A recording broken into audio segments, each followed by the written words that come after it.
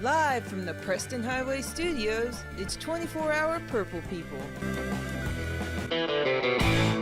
Well, hello, and welcome back to 24-hour Purple People. My name is John Harper, and I'm absolutely thrilled to have you guys along for the ride today. We're all thrilled, and we're all happy to be here.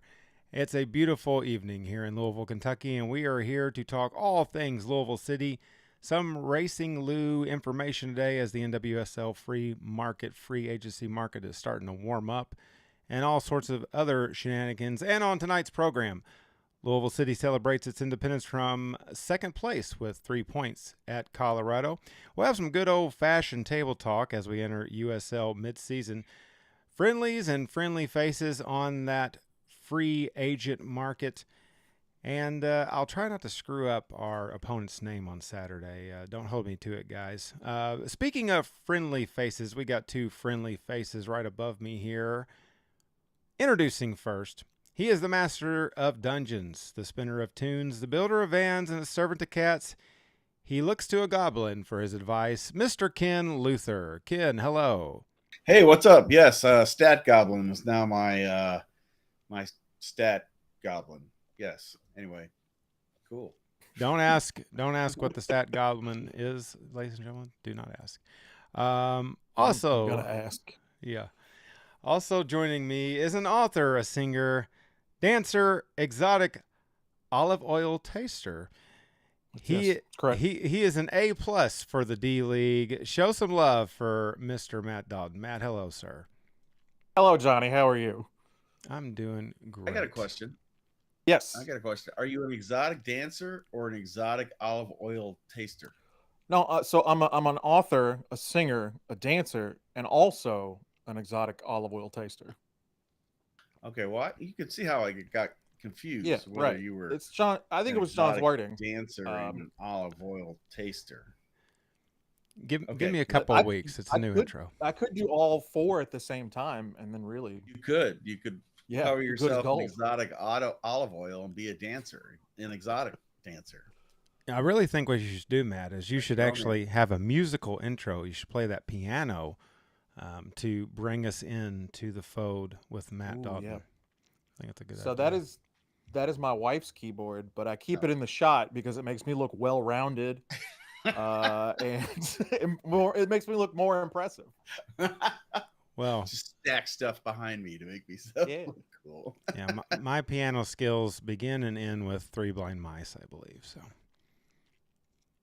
see how they run, by the way. Okay, well, all right. You know, it's the dog days of summer. Here we are. It's hot as all get out. It's been hot all week last week. We hope everybody had a good 4th of July weekend.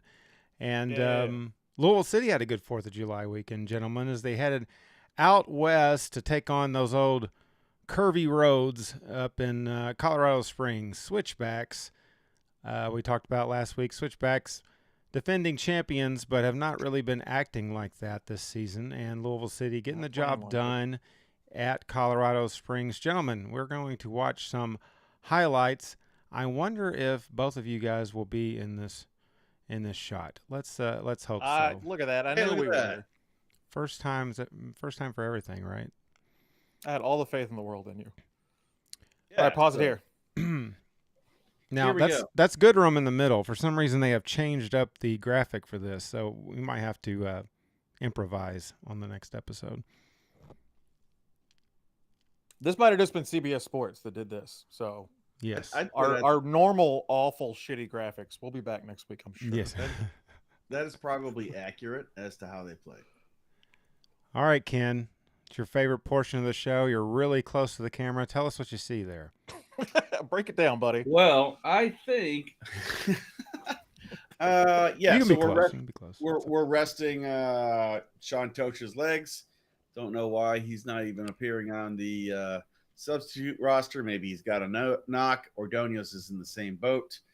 Yep. So very few natural central defenders. We have Days on the bench, and that is about it. We're also going to be looking to some Swiss Army knife players this game. Matt? Yeah, Davis is our only out and out defender. And I mean, just looking at the bench right now, I mean, you want to hope that nobody gets hurt. Spoiler alert, that does happen a couple times in this game. So, calling in the reserves. Yeah, rather quickly as well. You alluded to shitty graphics returning next weekend. These are not good. I'm not really sure exactly what happened. If maybe they left the graphics back in New York or something. Like, what is happening on this screen? We've got numbers that have been photoshopped onto the jerseys somehow. It's just all over the place. Sorry. All right. Most people aren't like huge dorks and pause long on this screen to discuss, the ins and outs of the lineup. So I guess Well, so. we for are most huge purposes, dorks, this is okay. So here we Yeah. go. Yeah. And it must have been the same people that made that Damian Loss 007 poker scene. All right, here we go. Chicago, pretty full stadium, July 4th. Colorado. Sold out. Chicago. Did I say Chicago? Not Chicago. You sure Colorado. You A little said bit it twice, Colorado actually. Springs. Colorado. Over 7,000. Current home of Brad Estes. So I'd say the beginning of the game was a little bit smash and grab. We're going to pressure up top. We're going to score on a. You think that was luck or you think that was skill? What do you think? That was all skill. All If skill? it goes in, it's skill. Yeah. Let's see it again. Because we start off hot in these highlights. Long throw from Josh Jones, the human catapult. Bounces around a little bit, and the turnaround jumper from Goodrum. You're going to see when they show the replay, he's not even looking at goal when he takes the shot. He takes a picture of the goal in his mind. He looks down and makes sure he hits the ball right where he needs to hit it. I think it was a little luck to get the inside of the post. It's, kind of hard to do that purposefully, but it's on frame technically. So it's working for me. And the keeper is just watching it go by. Yes, he is. This is a FIFA goal, man. And this is one I cannot do in FIFA. So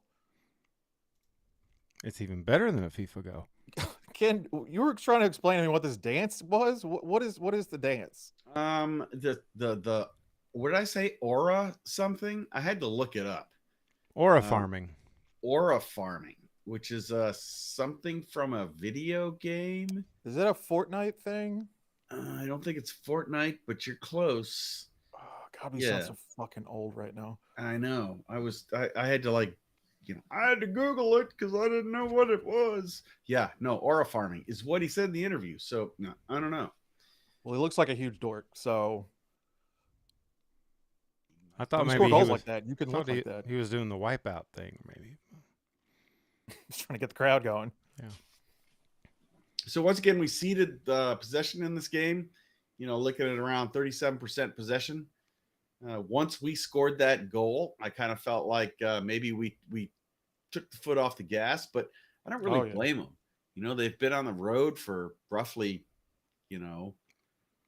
3 weeks, 4 weeks, 3.5 weeks. They've had many, many, many games, more than they probably should. The travel from West Coast to East Coast has been pretty horrendous on the team. And it's a little bit of a patchwork team put together based on injuries and resting players. So smash and grab, score a goal up front, and then kind of locking it down. I don't blame that strategy too much. In terms of people management, player management, I mean, yeah, this is what, yeah, you're gonna park the bus a little bit. You're gonna expend a hell of a lot less energy.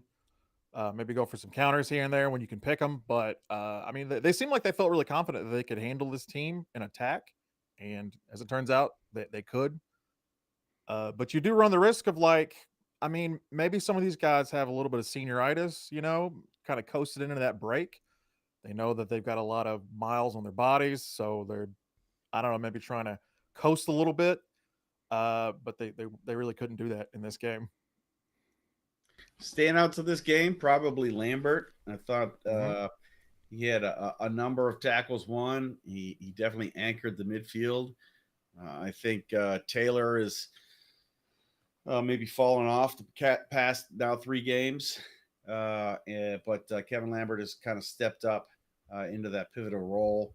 And then, of course, our defensemen, Josh Jones and Kyle Adams in the back, really able to keep us from getting scored on. Colorado had their chances, that's for sure. They just couldn't seem to get the ball on frame. Yeah. 11 I of their think that's sort of been the story all year for them too. Yes, it has. And 11 of 14 shots by Colorado was in the second half of this match. They were really pulling out all the stops against Louisville City. It just wasn't enough. But the shots weren't on target. We were twice as good as they were putting our shots on frame. So we were more efficient. We had just as many touches inside the opposing box as they did, even though they had significantly more possession than we did. So works for me. 3 points in a tough environment on the road. I'm liking it. Yeah. And it's, I mean, yeah, packed house. I mean, they've always got, you got a little bit of extra juice when your house is packed. I thought the transition defense in this game was fantastic. I think the biggest improvement we've had since last year is definitely our transition defense. I think they moved really well, defended well as a team. They did what they needed to do to win, right? Yeah. Nothing fancy, nothing flashy. They just did what they needed to do. They shut this game down. And I think we used the flanks a lot better than they did. We had a lot more crosses than they did. So we used, like we used the whole field, and we were able to have dangerous attacks from both flanks and coming up the middle. So it definitely works for me. That's despite losing two wingers in Manny and Jake Morris, who had to Yes. both come out of the game due to injuries. So, Yep. And I'm not sure exactly at the end. You might have noticed McFadden was kind of irate there with a teammate. And then as it went to the commercial at the end of the match, Coach Cruz was all over the guys. So I'm not exactly sure. We talk a lot about Coach Cruz expecting perfection every match, and that's what you want to strive for. But he was heated. Yeah, but I listened to his interview, and he had nothing but good things to say about the tenacity, the professionalism, the grit that the team have. I'm paraphrasing all of his comments. So was he just yelling and fired up, saying, "You guys have done a good job. You've carried through. You've been on the road. You've done all this travel. You've had all these games in a condensed cycle, and I'm vigorously saying things," or was he chewing their ass? And I am unsure, based on his post-game interview, whether he was just being supportive in a fired up kind of way, a very vocal way, or he was chewing their ass. So I don't know. I never thought of it from that perspective, that maybe he was just very emphatic with his praise. I oftentimes think about, I don't know, when my dog barks, I don't know what she's really saying. Maybe she's yelling praise for me. Maybe she's really mad about something. And I think it's the same case here. Not that Danny's a dog, but you get what I'm saying. I can't get inside Danny's mind. I can't get inside my dog's mind either. Yes. It felt like to me we were just trying to get to this break. So scoring an early goal and then just kind of dig in with grit for the rest of the game and defending was the game plan. And since they succeeded and they carried home 3 points and a clean sheet, I don't think we have a whole lot to complain about. Yeah, our second consecutive clean sheet. Yeah, Coach Cruz had high praise for the team in that post-game interview. Also saying how good Josh Jones has played. Goodrum also saying in post-match interview that that boy can really sling it, can he, or something like that, which I found to be humorous. But Coach Cruz was very high on Josh Jones, saying that he was strong in the back and very impressive for a first-year pro. But, yeah, I'm not really sure exactly what was going on there, because Aiden McFadden was furious himself, and then you see him yelling at I don't know if it was Race or Rana. I'm not sure who it was, but yeah, he was fired up. Everyone was fired up. Then they come over to Coach Cruz, and he is just lighting them up. So I'm leaning on the side of there was some sort of miscommunication there that did not make Coach Cruz very happy. Nevertheless, Goodrum, his 8th goal of the season. Gentlemen, all those goals have been since May the 1st. So, I mean, he has really turned it on. And when he turned it on, it has just stayed on. And, we made our MVP choices for midseason. Maybe we reevaluate August 1st. I don't know. But Goodrum has just been on fire as of late. That goal was something. I sent it to my buddy that lives in England and got his English perspective of what he thought of it. And he replied, nice, and he used like 7 eyes. I think that's good. Maybe in English, it's good. Yeah. But it has been a brutal run. 7 games in 27 days. So it's a lot. Yeah, and Coach Cruz talks about resting, but we're going to talk here in a moment. Yes, we're resting from competition in the USL, but we've got a lot of matches still coming up, and one this Saturday at Lynn Family Stadium that we'll talk about here in a bit. But with that win, as I said at the top of the show, Louisville City celebrates their independence from second as Charleston is right behind us. They got a narrow victory over North Carolina at home yesterday, did the Battery. But at the midseason point of the year, gentlemen, I think it's important for us to maybe take a look at the table. And to get us there, Matt, I thought you might like this little blast from the past. You ready for it? Wait. It's table talk. How do you like that one? All right. Explosions. A little table talk here. I've got the table kind of queued up, ready to go.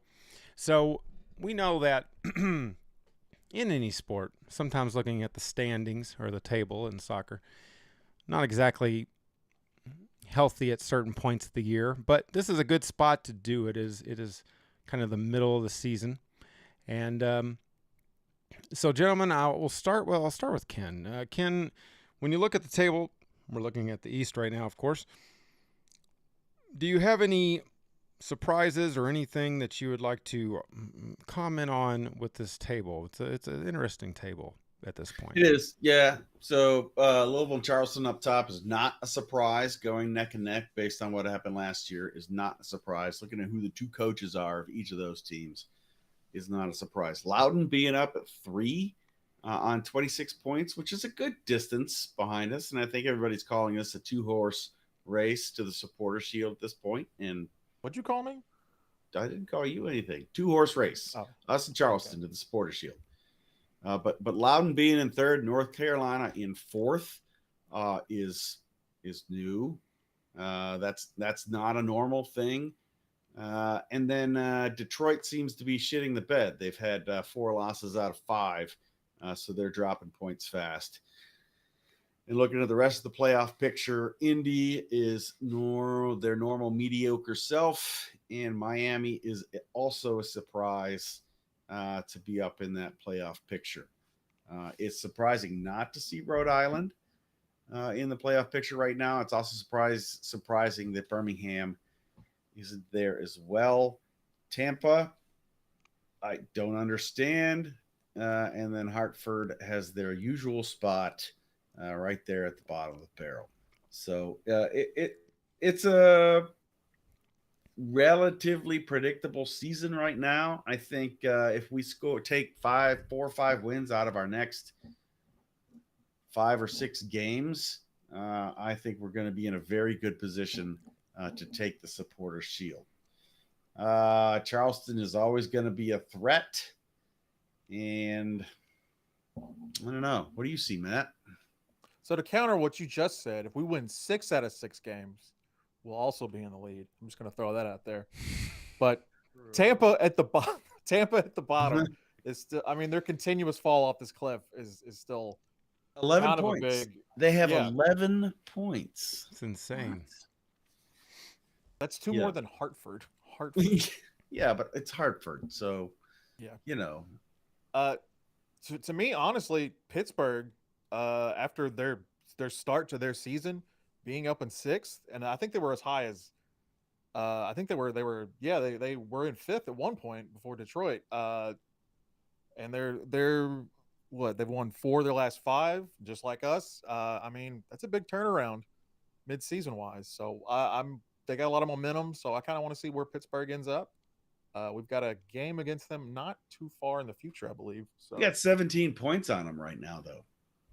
I mean, they're not going to catch us, but still, No. I mean, they started off in the basement and they've worked their way up, slow and steady, like Bob Lilly. Yeah, they'll make the playoffs, and potentially anybody can get knocked out of the playoffs. But if you're looking at Supporter Shield, if we're talking Supporter Shield right now, it's 2 teams, even including the West.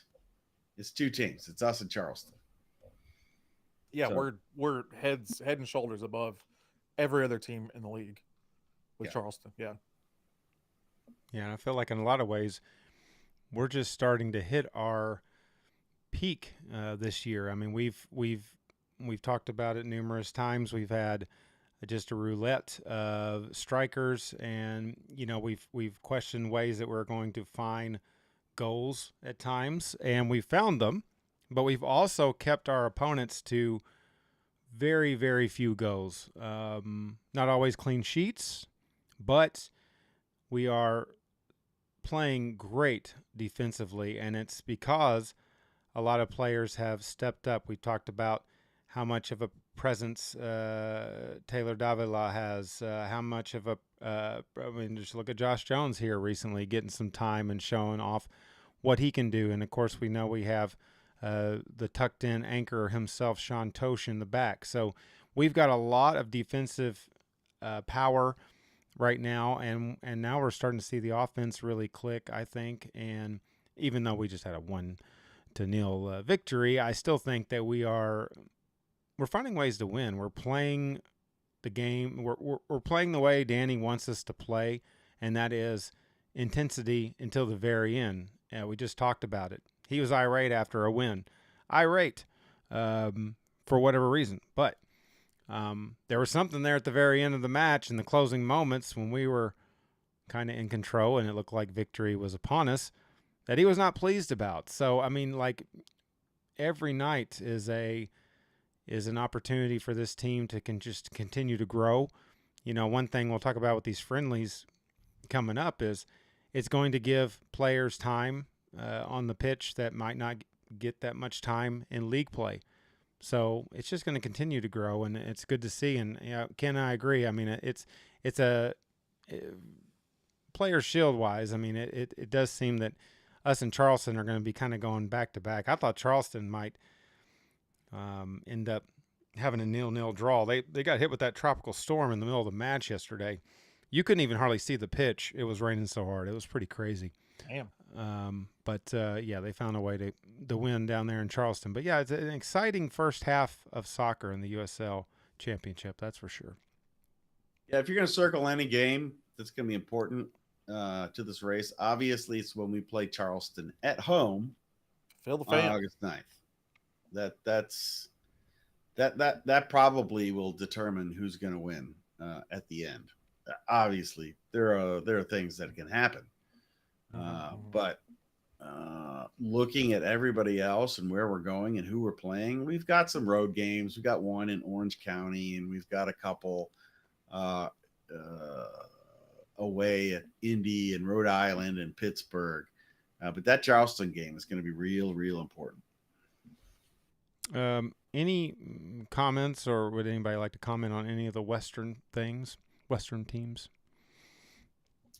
Go back to the stage. Everybody's like, no. I will say that Lexington. Lexington has kind of had a bit more success as of late. I mean, They won 3 in a row, They're right? in 11th.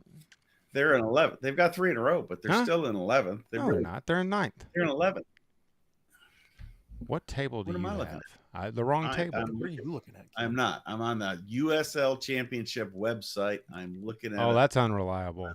Oh yeah, you shouldn't trust USL Championship. Yeah. You don't want to go there. It's because they lost. Yeah, no, they're in 11th, man. I don't know what you're talking about. All right, now I gotta look at this. Oh well, so at all the 9 through 11 in the West are tied at 17 points. Oh, I'm assuming thank that you. The tiebreakers are the tiebreakers haven't been applied on Thought Mob. Thank you. Yeah. but they have on USLChampionship.com. Hopefully, Yeah, New Mexico United leading the West right now. They actually play Charleston next. So there you go. And they'll probably be beaten because they're on 25 points and Charleston's on 35. So That'll be a good little it'll be test, good. East versus West battle. It's an opportunity. I mean, go New Mexico. It's an opportunity for us to get a little bit more distance from Charleston. But this is the age-old question. It's always the thing with the Western Conference is there more parity or are we just better? I think we're just better. Yeah, I think we're just better. Yeah. I mean, judging from this, like just looking at the table, yeah, we're much better. Yeah, we're better. Again, head and shoulders above pretty much everybody else in the league is us in Charleston. There's a quite a bit of separation. Yeah, points wise, table wise, yes, but the defending champion is in the West. So because all it takes is one game. I mean, we're saying all this, but it doesn't matter. All it takes is 90 minutes, right? Mm-hmm. You only got to be better for one game. That's the defending tournament, end of season tournament champion. That's different from points total. Player shield. That is true. Shield, player shield, some type of shield.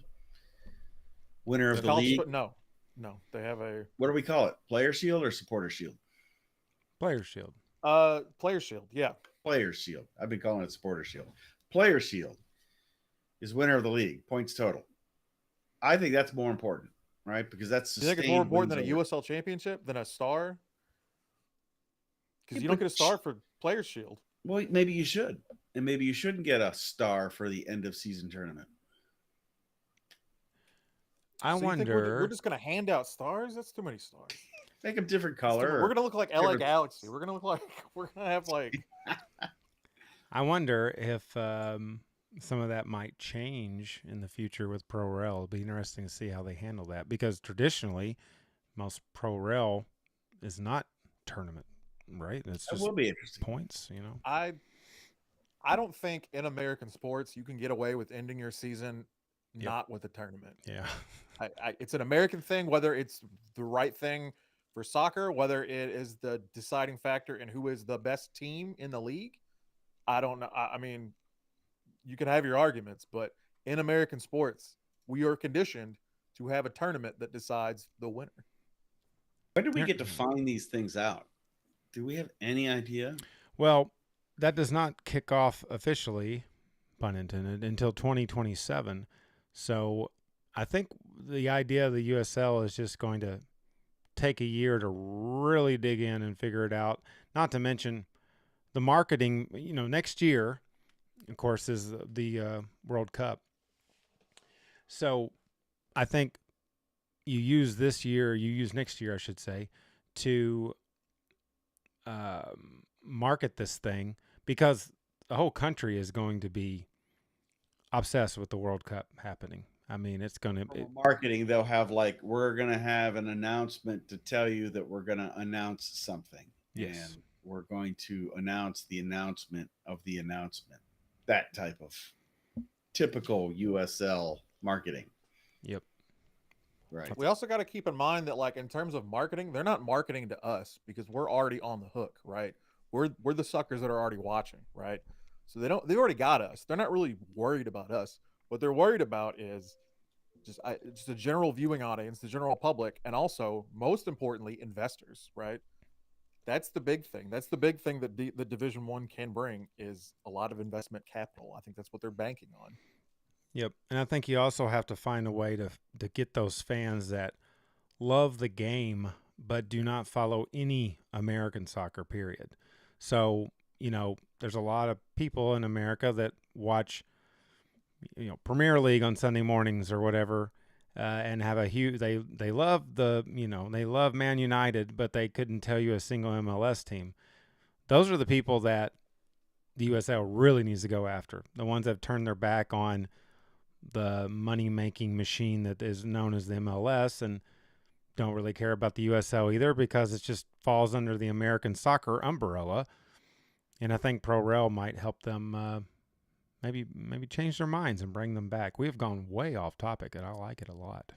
They sound pretentious to me. Those hypothetical straw men that you just made up. They sound pretentious. All right. Well, I'll tell you something else that's pretentious. It's international friendlies. Our first one is coming up this Saturday. Nice segue.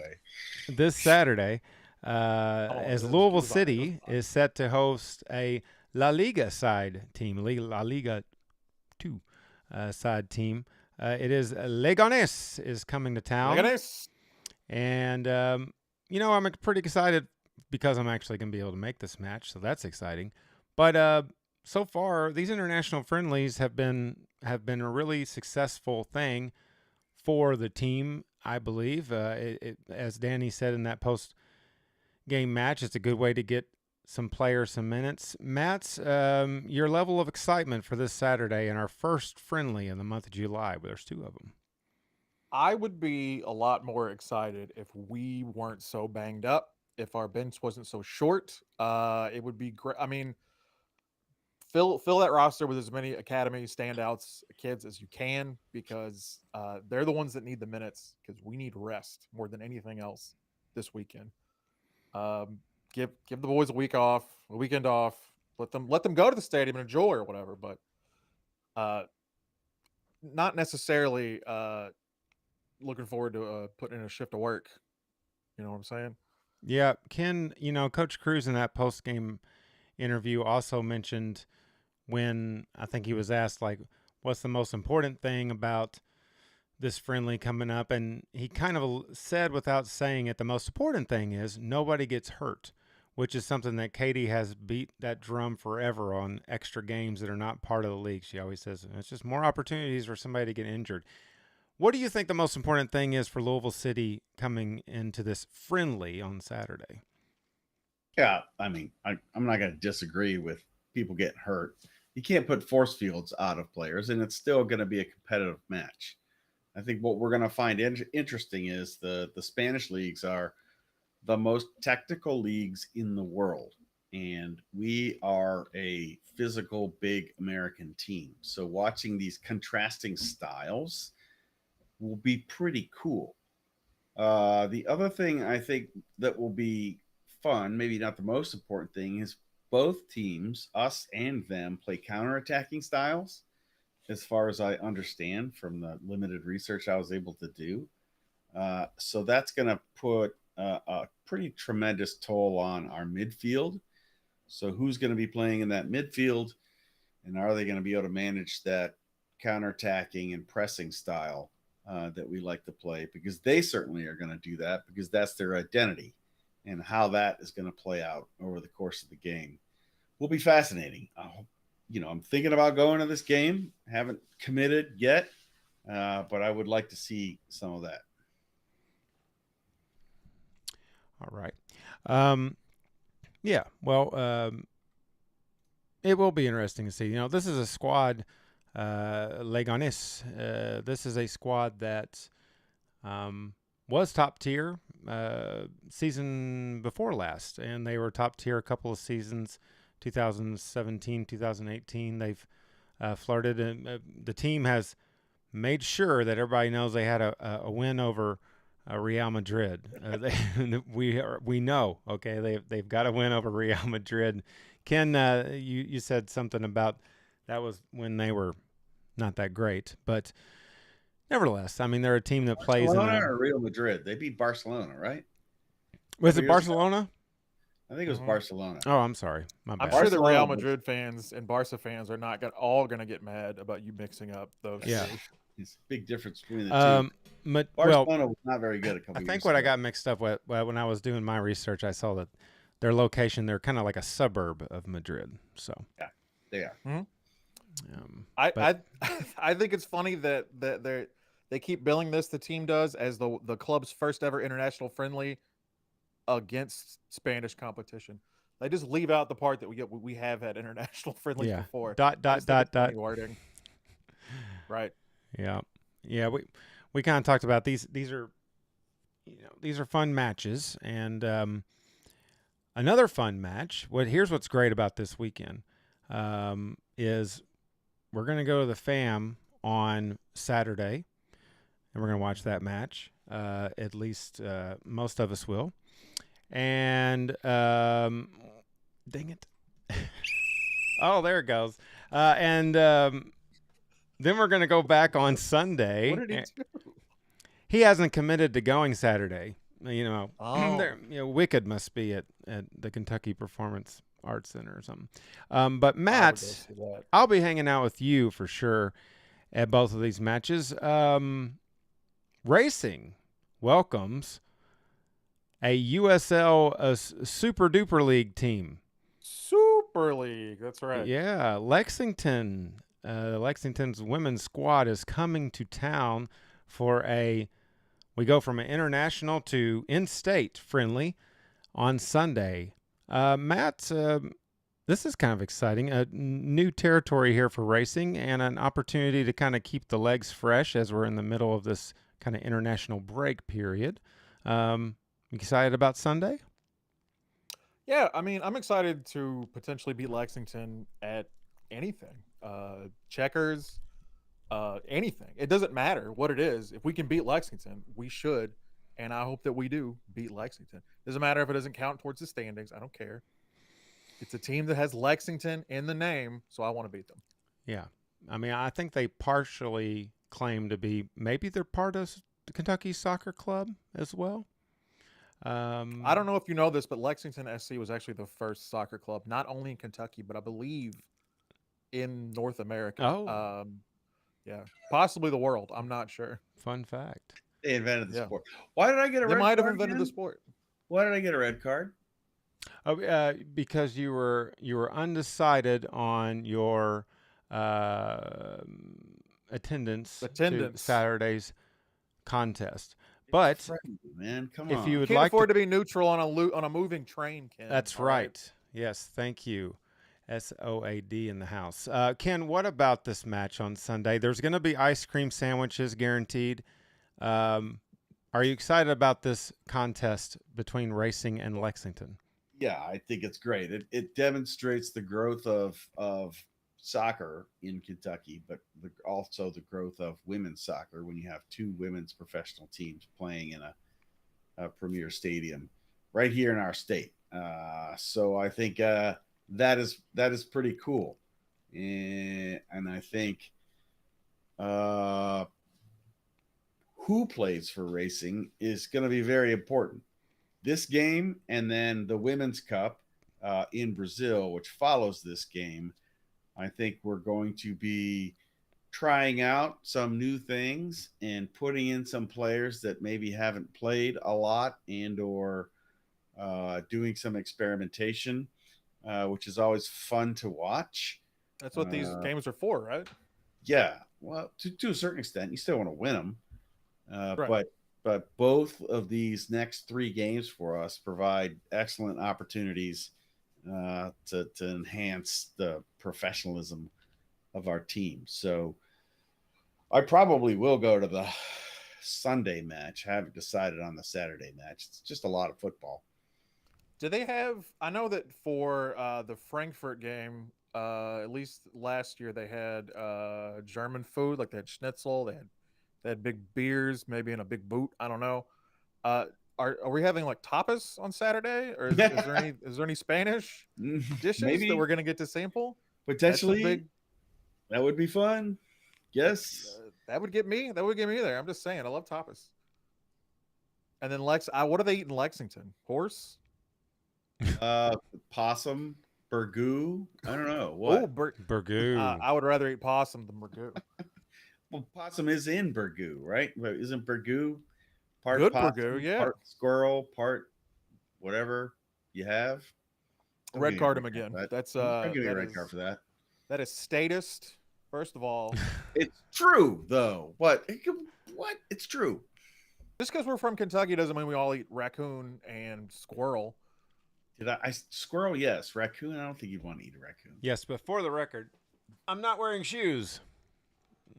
And for the record, I do eat squirrel and raccoon. Not a lot of meat up. Hope nobody pauses that segment. You gotta, Yeah. you gotta start charging for that, man. Yeah, well, I'm excited about both matches. It'll be good to see, one thing we like about the friendlies and the extra competition with Louisville City is we get to see up and coming players. So it'll be fun to see who racing starts in this match, who we have on the bench. We might see some very unfamiliar faces, which is good because then they will become familiar with us. And it also is an opportunity to keep the, to not get too rusty. As Kim pointed out, we're heading for a long flight to Brazil for the Women's Cup.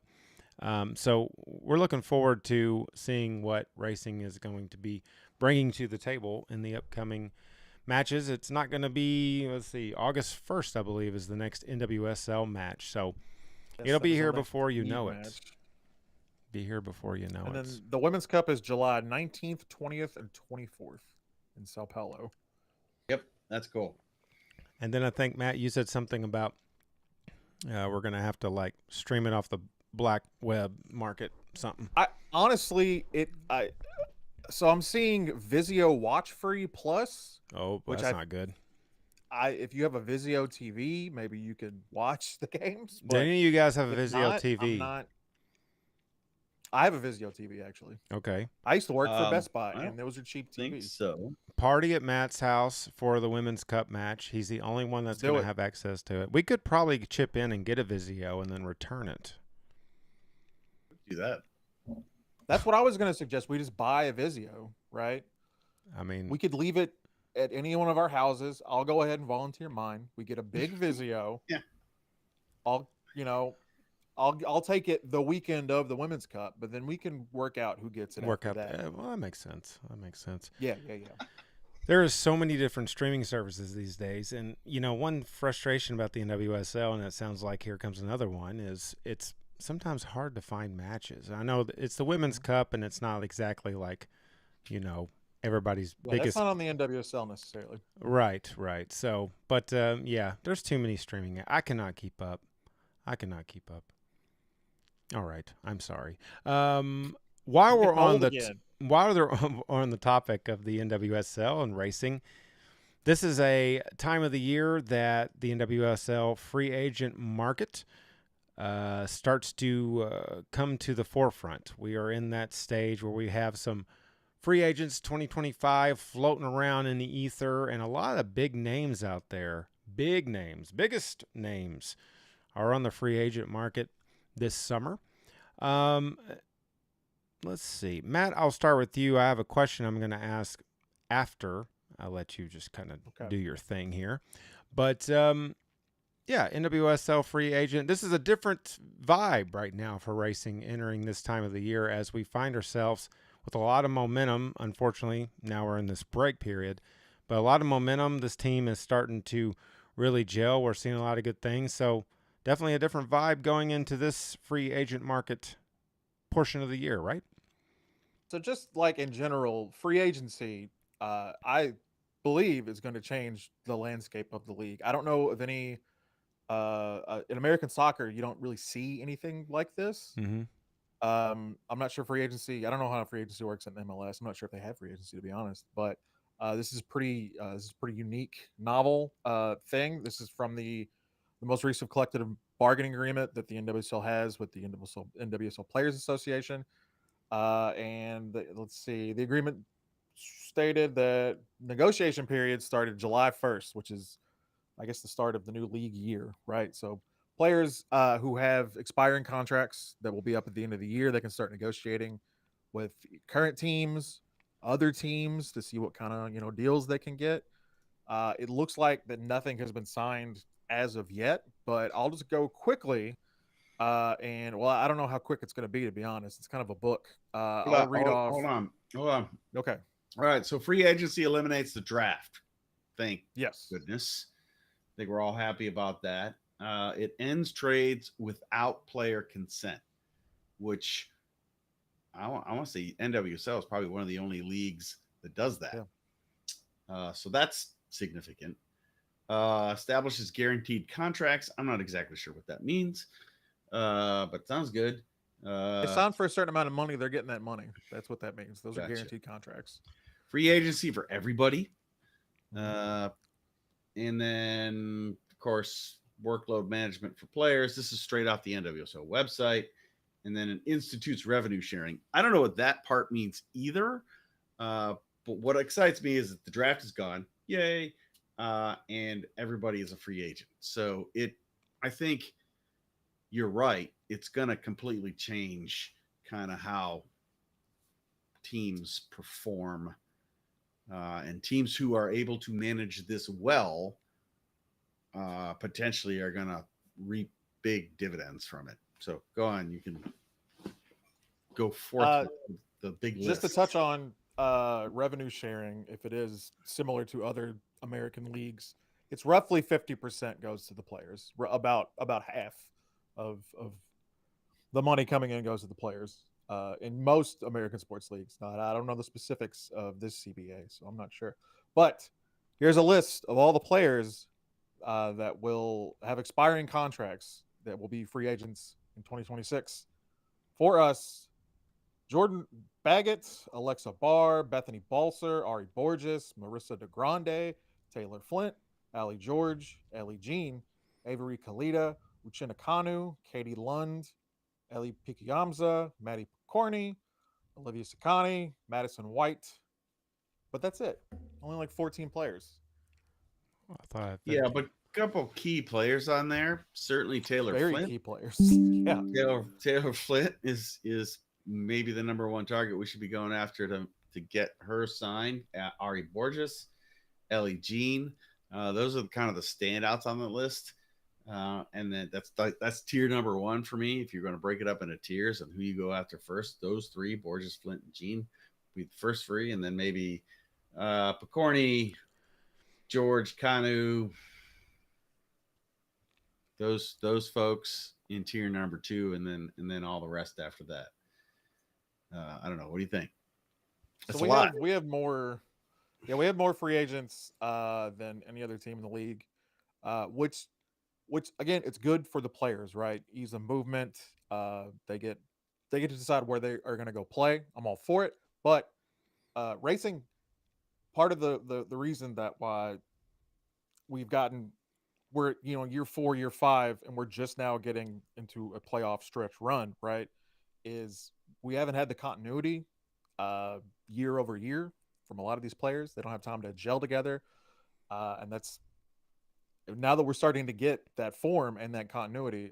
We could potentially lose the majority of this team. I mean, that's a lot of players.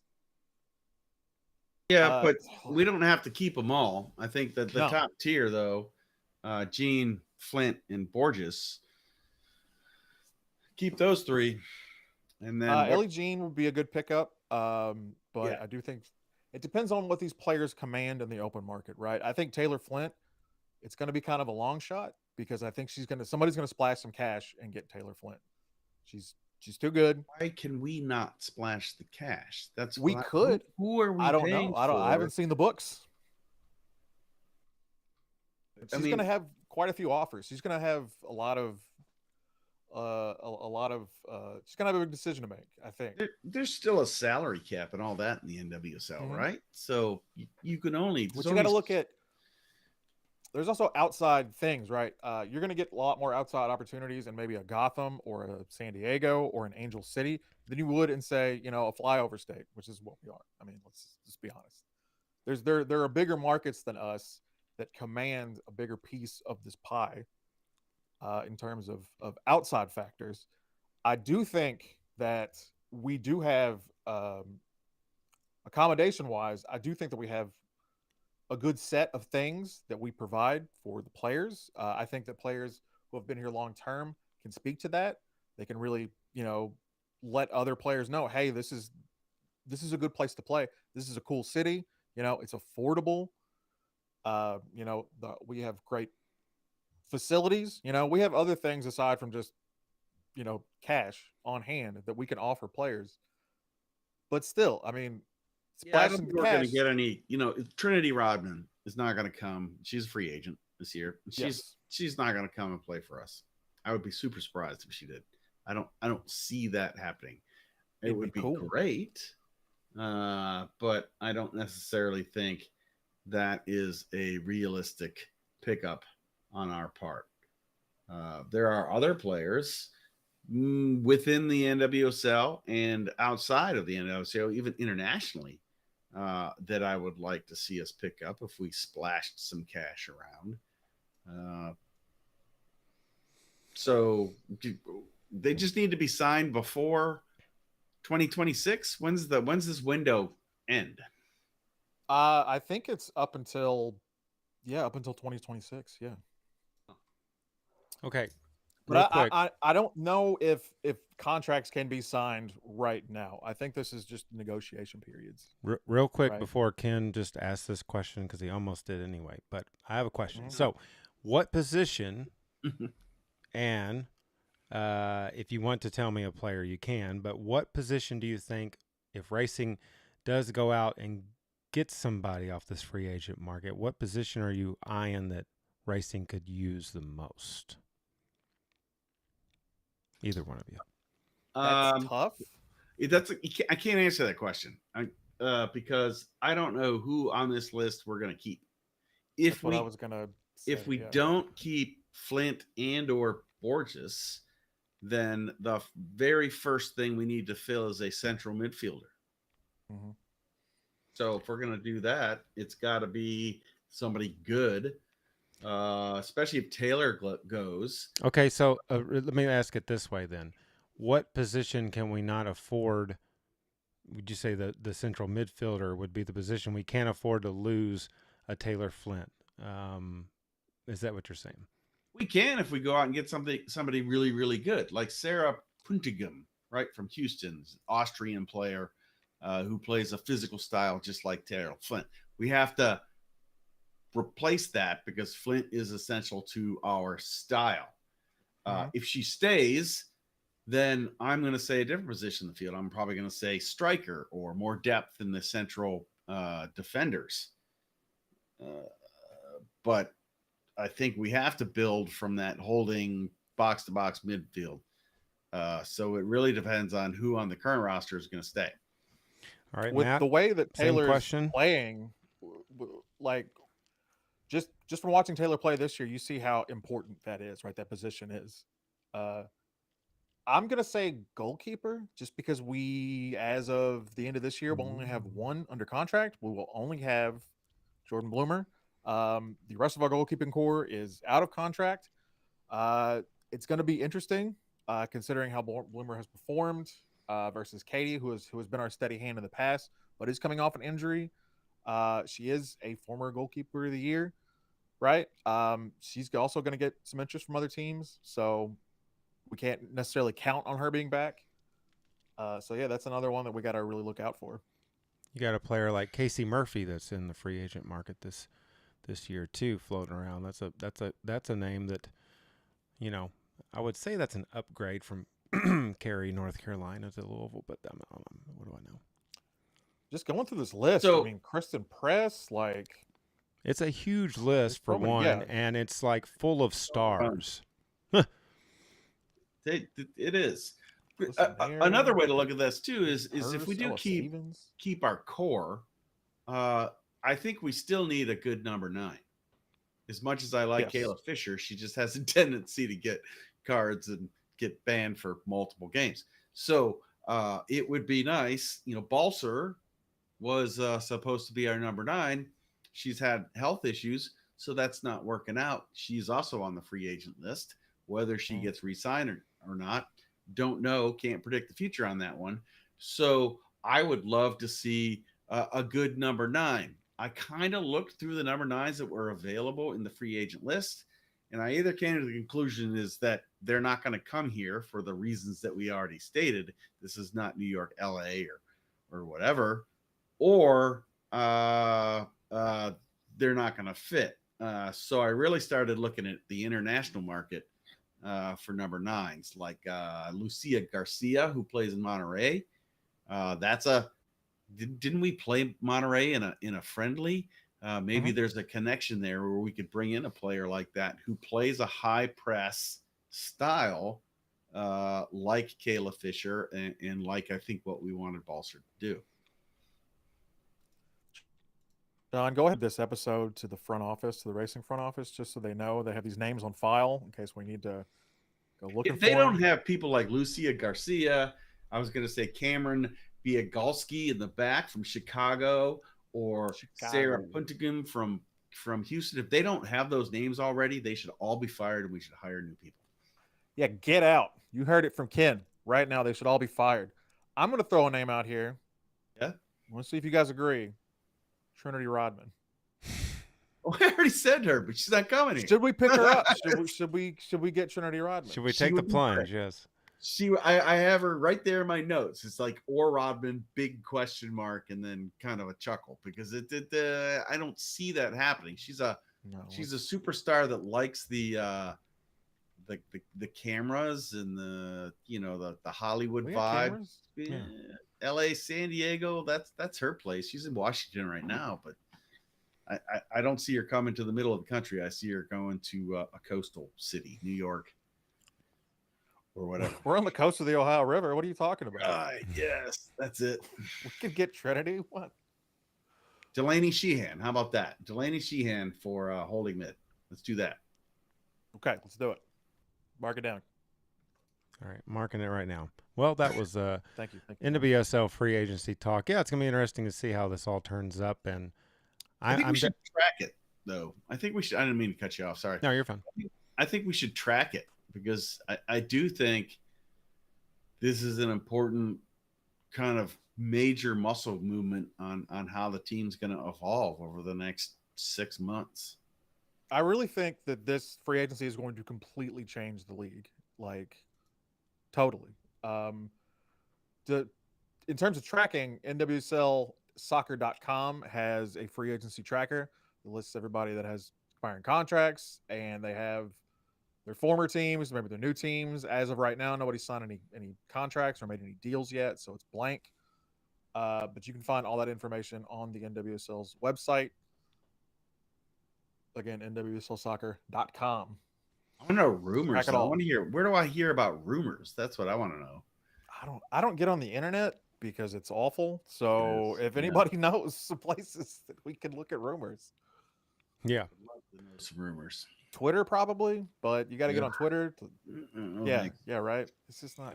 It's not. I'll volunteer as Tribune. I'll get on there and I'll see what I can find. All right, so you guys can stay off there. Thank you. You're welcome. We've got fragile sensibilities. We've got we got ego, weak ego strength. That too. Well, yes. Yeah. we hope that your ego doesn't stop you from hitting the like button and leave a comment on today's episode. Hey, did you check out some of those shorts that we put out? If you haven't yet, you can chime in with any of your mid-season picks. And don't forget, we will have racing mid-season picks coming up in a future broadcast. Thinking in 3 weeks' time would be my prediction, something like that. You can also find us on Spotify, and soon we will be on Apple iTunes. Fun fact, it takes about 3 years to reset an iTunes account, and we are in the process of retuning. There's people right now in some room, they're dissecting that email address and figuring out how we're going to get our password reset. Once we do, we will get on the Apple iTunes very soon. Ken, I just noticed... I provided a blood sample for that, so hopefully the DNA. Yes, thank you. Will work. They asked me for a different fluid, but I'm not going to get into it. Yeah. Please don't. Ken, I just noticed that you seem like you're going into 2001: A Space Odyssey in the background there. That's I like that. Not nearly as bright or moving as much as I wanted to do, so I'm going to have to. That is that's cool. That's cool. I've lost all train of thought. We are 24-hour Purple people, and this is tonight's show. We hope you enjoyed it, and we will be seeing everybody except Ken as a maybe on the 12th, this Saturday for International Friendly, and then on the 13th for In-State Friendly for that man, Ken Luther, and that man, Matt Dalton. I am John Harper. We are 24-hour Purple people. We will see you next time, Purple fam. Bye-bye, everybody. Bye. I love you.